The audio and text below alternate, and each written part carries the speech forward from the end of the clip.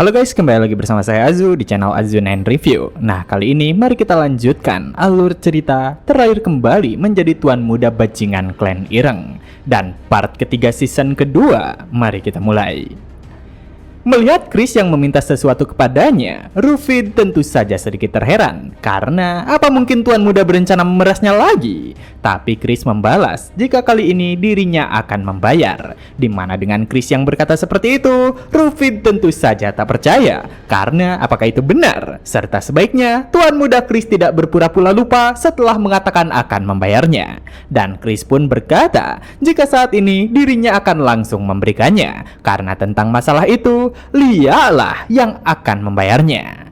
Dari ketidaktahudian Chris, Rufid menjadi kesal karena apakah dirinya boleh memutuskannya begitu saja tanpa bertanya pada orangnya? Juga mengapa harus orang lain yang membayarnya? Tapi Lia membalas jika dirinya akan memberikan hal itu. Juga entah apa yang terjadi, tapi jika itu merupakan rencana dari Chris, ia yakin jika hal tersebut pasti ada nilai investasinya. Yang mana dari perkataannya, Rufid semakin terkejut karena apa yang bisa dipercaya dari tuan muda pembuat onar ini.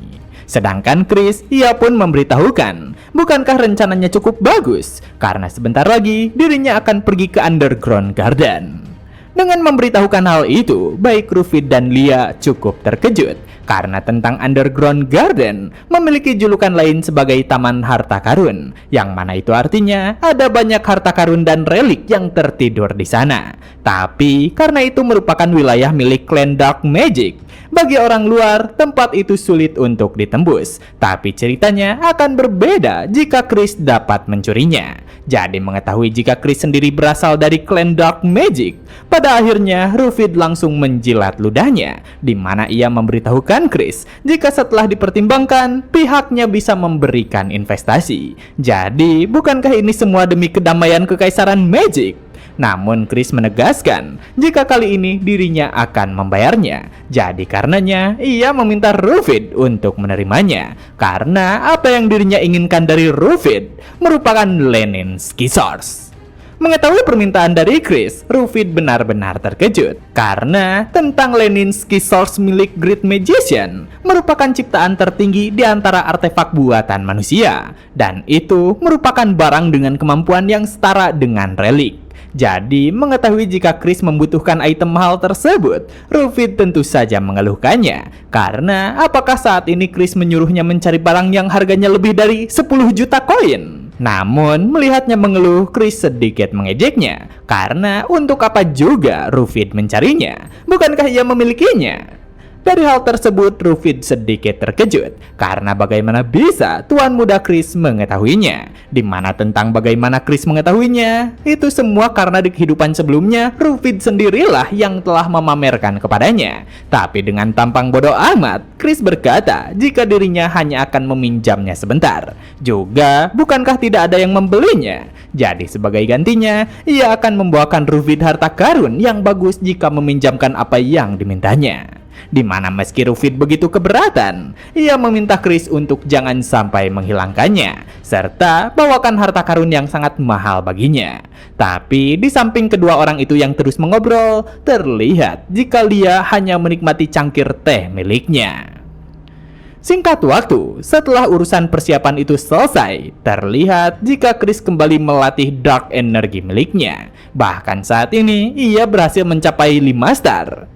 Berdasarkan petunjuk yang Chris dapatkan dari pertarungan melawan Myself, ia melatih ilusi dan penggunaan Dark Energy. Juga seiring dengan pemahamannya yang cepat tentang prinsip Dark Fierce Energy, ia bisa menyempurnakan Dark Fierce Energy yang jauh lebih padat serta sesuai untuknya. Ditambah lagi, sebagai bonus, Light Core miliknya telah mencapai tahap Aura Blade. Jadi dengan kemajuan itu, Chris benar-benar bersyukur karena dirinya berhasil meningkatkan kekuatannya sebelum pergi ke Underground Garden. Di hari H, ketika Chris sedang berlatih, terlihat jika Simon datang menjemputnya, di mana ia bertanya kepada tuan muda Chris, apakah dirinya sudah siap? Karena hari ini dirinya lah yang akan melayani tuan muda. Jadi saat ini Simon mengantar Chris dengan kereta kuda. Tapi di saat perjalanan, Chris sedikit terganggu dengan Jupien. Jadi ia bertanya, apakah ia tidak bisa hanya duduk diam di dalam kereta? Karena dengan melihatnya berlari seperti itu membuatnya pusing. Namun Jupien membalas jika dirinya sedang melatih fisik. Jadi sebaiknya Chris tidak perlu mempedulikannya. Dengan apa yang dilakukan oleh Jupien, Chris hanya dapat terheran karena sepertinya banyak orang aneh di Kekaisaran Magic, di mana selain Jupien sendiri, Simon yang ada di hadapannya juga sama anehnya. Bahkan Simon mengungkapkan kepada Chris jika sejak dulu ia sangat ingin melayani Chris. Jadi dengan kesempatan kali ini, itu membuatnya senang. Mendengar hal tersebut, Chris bertanya mengapa Simon ingin melayaninya. Dan dengan tampang malu-malu, Simon berkata jika sepertinya itu karena Tuan Muda merupakan orang yang menarik. Tapi melihat tampangnya yang seperti itu malah membuat Chris terkejut, karena sepertinya Simon benar-benar menjijikan. Tentang Simon yang merupakan anggota klan vampir, Chris menyadari jika ia pasti memiliki sifat yang keji. Jadi ia penasaran berapa banyak kerabat yang telah Simon bunuh saat ia meninggalkan klan Blood Sword Magic. Ditambah lagi, Simon merupakan vampir murni dan juga kakak dari Demon King of Evil Blood, Idren. Jadi karena rasa penasaran, Chris pun terus memperhatikannya.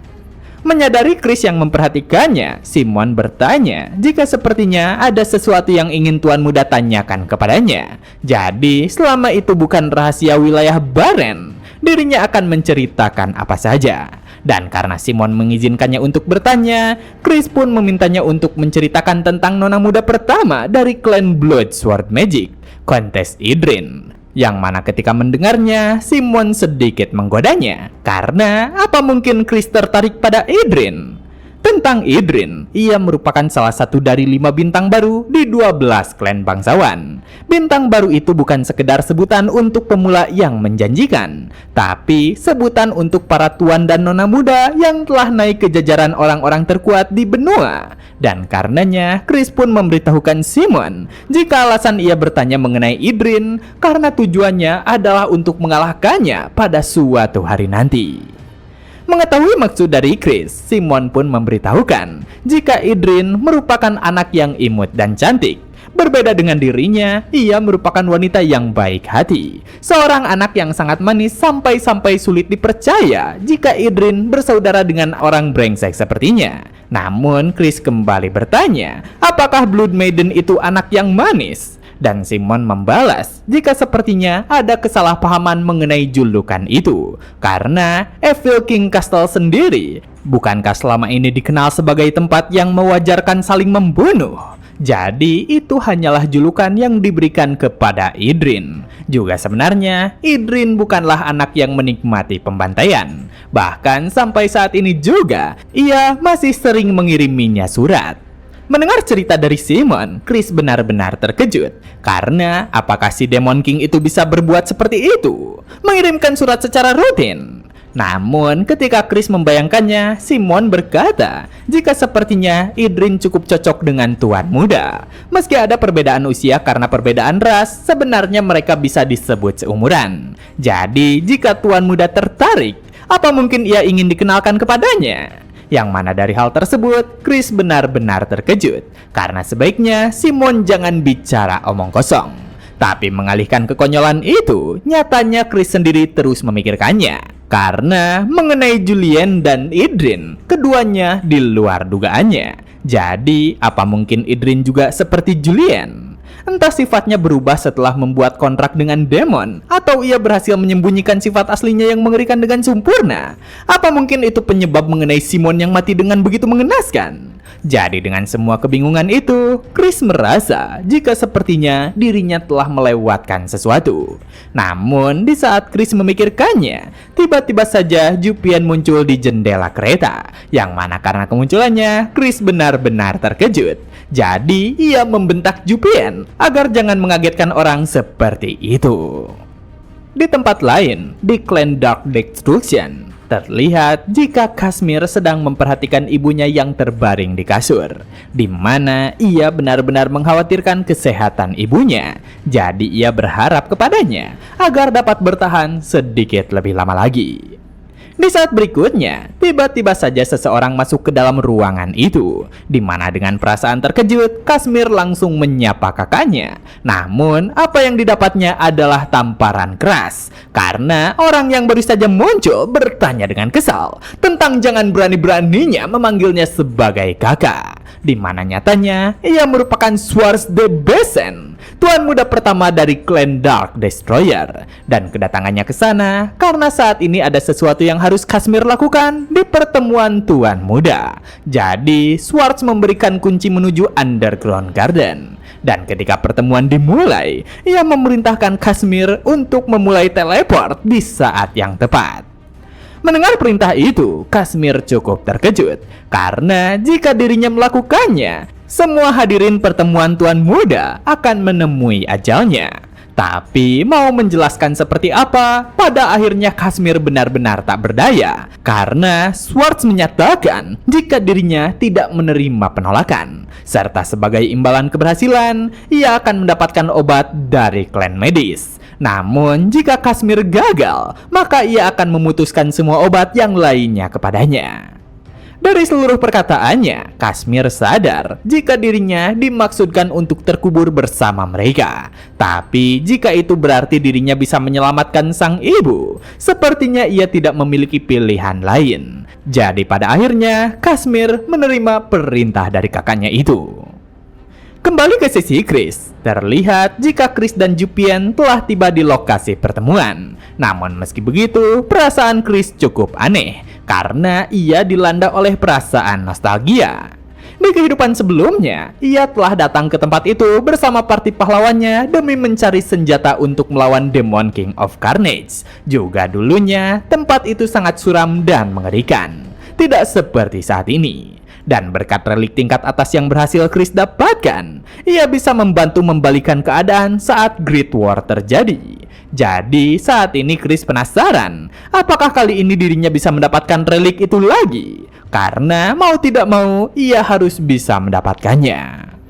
Di saat Chris memikirkan hal itu, tiba-tiba saja Marissa menyambut mereka, di mana ia bertanya tentang bagaimana kabarnya. Namun, dengan sedikit sikap tsundere ia beralasan jika ini semua tidak berarti dirinya sangat senang dapat melihatnya kembali. Tapi dengan ketidakpekaannya, Chris hanya berkata jika ternyata Marissa sudah ada di sini. Jadi atas tanggapan itu, Marissa menjadi kesal karena si brengsek satu ini benar-benar tidak mengetahui sopan santun.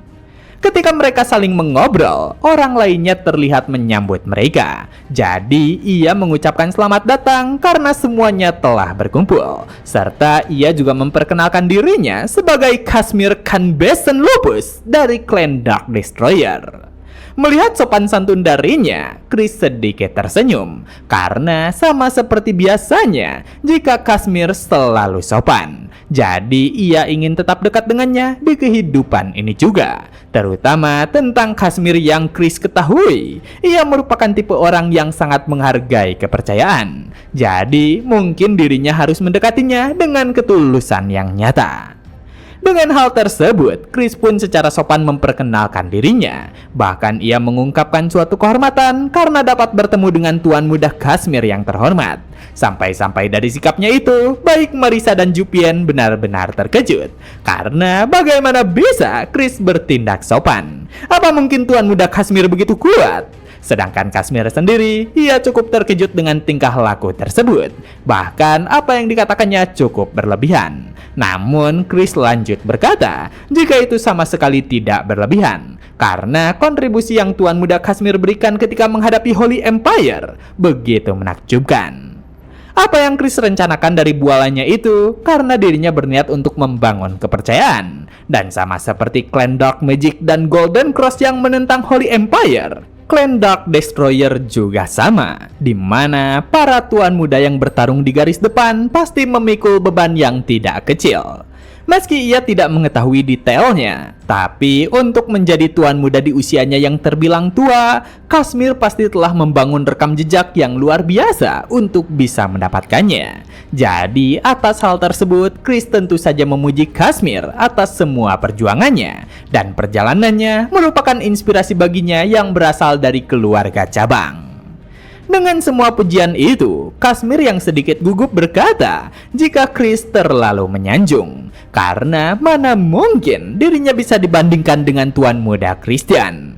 Tapi Chris membalas tentang apa yang telah dirinya bicarakan, karena bagi seorang fan, yang terpenting bukanlah status, melainkan kekuatan dan pencapaian. Dari perkataannya, Kazmir sedikit terkejut. Bahkan ia kembali teringat dengan semua kenangan buruknya. Mulai dari para generasi muda yang menganggapnya sampah tak berguna, bahkan mereka mengecap jika dirinya takkan pernah diterima sebagai bagian dari Dark Destroyer. Jadi atas semua pengalaman tersebut, Kazmir merasa jika dirinya selalu berjuang sendirian. Tapi dengan apa yang dikatakan oleh Chris, setidaknya itu membuatnya sedikit terharu. Jadi karenanya, ia berterima kasih kepadanya atas semua ucapannya itu. Tidak berhenti di sana, Chris berkata, karena takdir telah mempertemukan mereka seperti ini, bagaimana jika mereka saling menganggap sebagai saudara? Di mana dari perkataannya, Kazmir cukup terkejut, karena mana mungkin dirinya bisa melakukannya. Tapi Chris melanjutkan, bukankah pertemuan tuan muda adalah tempat untuk membangun ikatan satu sama lain? Jadi jika hubungan mereka semakin erat, maka itu akan membantu kekaisaran Magic Selatan. Tapi karena Kazmir masih kesulitan untuk menerimanya, Chris menyarankan tentang bagaimana jika mereka memulai pertaruhan, di mana bagi siapapun yang mencapai lantai ke-7 lebih dahulu akan dianggap sebagai kakak. Mendengar taruhan tersebut, Kazmir malah dipenuhi dengan banyaknya pertanyaan, karena perbedaan umur antara Chris dengan dirinya hampir terlampau 10 tahun. Tapi Chris berkata, jika tuan muda Kazmir tidak yakin, maka ia tidak perlu melakukannya. Jadi sepertinya situasi ini cukup disayangkan, karena ia awalnya berpikir jika ini merupakan kesempatan terbaik untuk bersaing dengannya. Jadi siapa yang menyangka jika tuan muda Kazmir begitu pengecut. Dengan sedikit ejekan itu, pada akhirnya Kazmir menerima tantangannya. Jadi karenanya itu membuat Chris sangat senang, karena ia memahami jika sedari dulu Kazmir tidak suka kekalahan. Jadi karena dirinya telah menyetujuinya, Chris pun langsung memasuki lubang Underground Garden, karena dirinya akan terlebih dahulu tiba di lantai ke-7. Sedangkan Kazmir yang melihatnya, ia mulai menyusul dari belakang. Sedangkan kedua gadis, mereka berdua malah saling bertatapan, di mana Jupian bertanya kepada Marissa, apa mungkin Marissa ingin dirinya memanggilnya kakak? Dan Marissa membalas jika dirinya tidaklah menginginkannya. Jadi mereka pun malah saling mengatakan omong kosong karena merasa kesal. Tapi mengalihkan hal tersebut, Jupian yang sedikit penasaran bertanya, bukankah sedari tadi Marissa terus melirik ke arah Chris? Yang mana karena pertanyaannya, Marissa menjadi sedikit panik dan tersipu malu, serta beralasan jika sepertinya Jupian salah memperhatikan. Tapi di sana Jupian malah membingungkan Marissa, karena ia beranggapan jika Marissa sepertinya ingin mengajak duel Chris. Hanya saja itu semua sangat disayangkan, karena orang yang akan mengubur Chris adalah dirinya. Jadi jika Marissa terlalu berharap, sebaiknya ia menyerah saja. Mendengar pernyataan itu, Marissa terdiam heran, karena apa mungkin Jupian sudah gila? Tapi melihatnya seperti itu, Jupian mempersiapkan kemampuan miliknya serta bertanya, apa Marissa tidak ingin menyerah? Jadi jika seperti itu, dirinya akan menghajarnya sampai Marissa sadar. Yang mana dari ancaman tersebut, Marissa merasa jika Jupian sama mengesalkannya dengan orang itu. Jadi dirinya akan melihat sampai sejauh mana Jupian bisa sombong. Serta pada akhirnya ledakan hebat terjadi karena kedua gadis itu malah saling bertarung. Dan begitulah part kali ini telah selesai. Jangan lupa like jika kalian suka dengan konten yang kami bawakan. Serta terima kasih banyak kepada kalian semua yang telah menonton video kali ini. Saya Azu dan sampai jumpa kembali di video berikutnya.